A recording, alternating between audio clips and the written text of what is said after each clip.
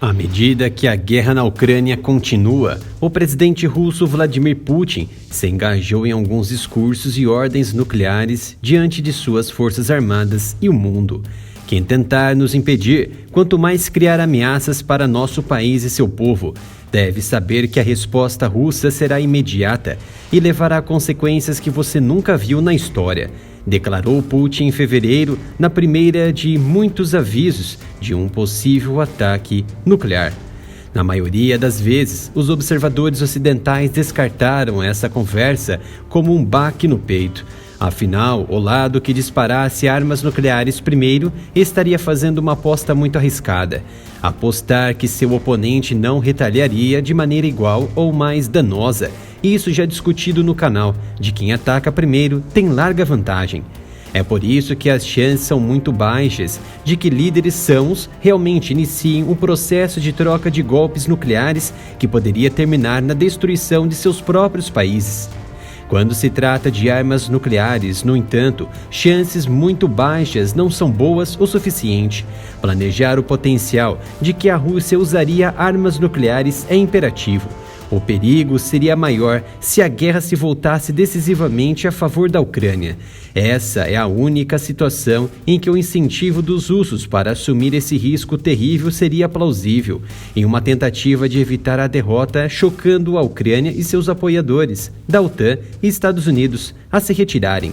Os russos podem fazer isso detonando uma ou algumas armas nucleares táticas contra as forças ucranianas ou desencadeando uma explosão simbólica sobre uma área vazia. Foi o que analisou friamente o especialista Richard Bitts ao Foreign Affairs. Apesar do Foreign Affairs ser ocidental e com sentimentos de destruição da Rússia, o artigo expõe questões interessantes. Existem 3 opções gerais nas quais os formuladores de políticas dos Estados Unidos encontrariam uma variação para responder a um ataque nuclear russo contra a Ucrânia. Os Estados Unidos poderiam optar por condenar retoricamente uma detonação nuclear, mas não fazer nada militarmente.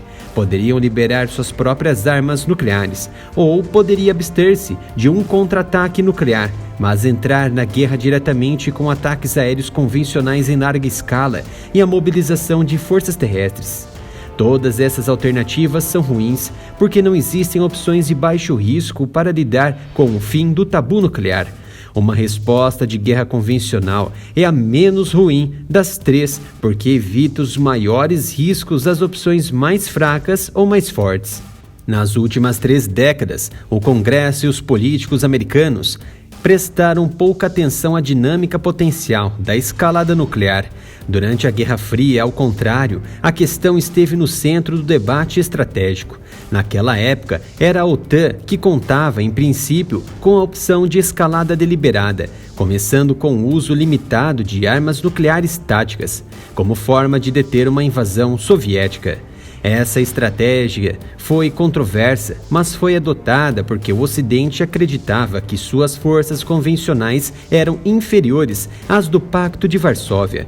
Hoje, com o equilíbrio de forças revertido desde a Guerra Fria, a atual doutrina russa de escalar para desescalar imita o conceito de resposta flexível da OTAN durante a Guerra Fria.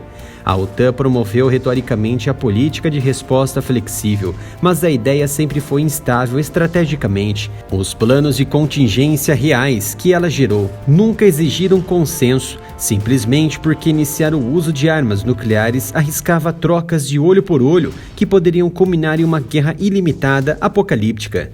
Como Michael League, ex-participante do Grupo de Planejamento Nuclear da OTAN, observou em um estudo em 1983 para a RAND Corporation, o grupo não conseguiu chegar a um acordo sobre opções específicas e acompanhamento, além de um tiro de demonstração simbólico inicial para efeito psicológico, por medo de que Moscou sempre pudesse igualá-los ou aumentar a aposta.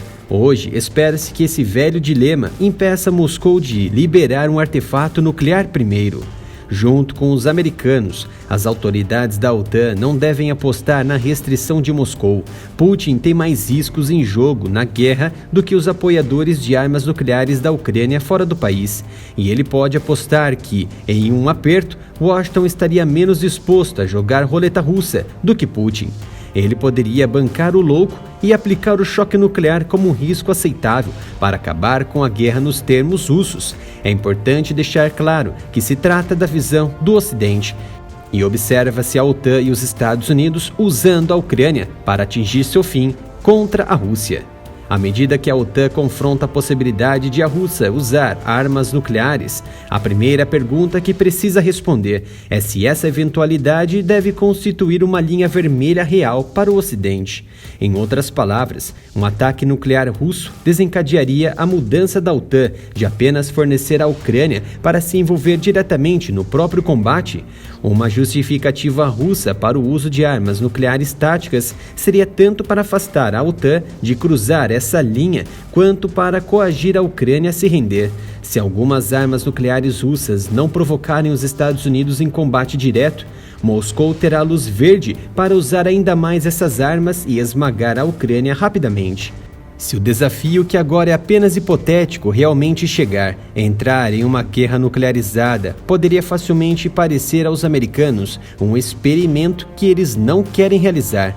Por essa razão, existe uma possibilidade muito real de que os formuladores de políticas acabem com a opção mais fraca: reclamar da impensável barbárie da ação russa e implementar quaisquer sanções econômicas não utilizadas ainda disponíveis, mas não fazer nada militarmente.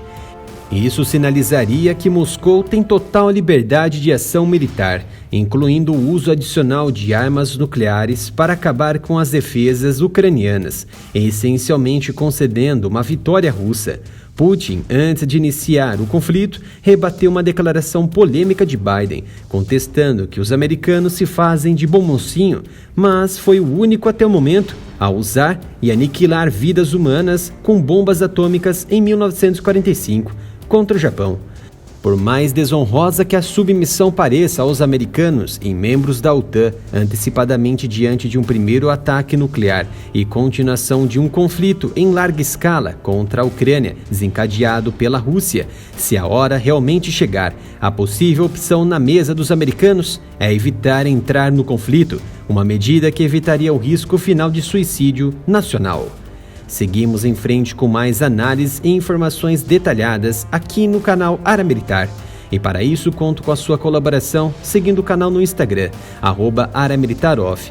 Conto com sua ajuda também, doando qualquer valor pela chave Pix, canal areamilitaroff@gmail.com.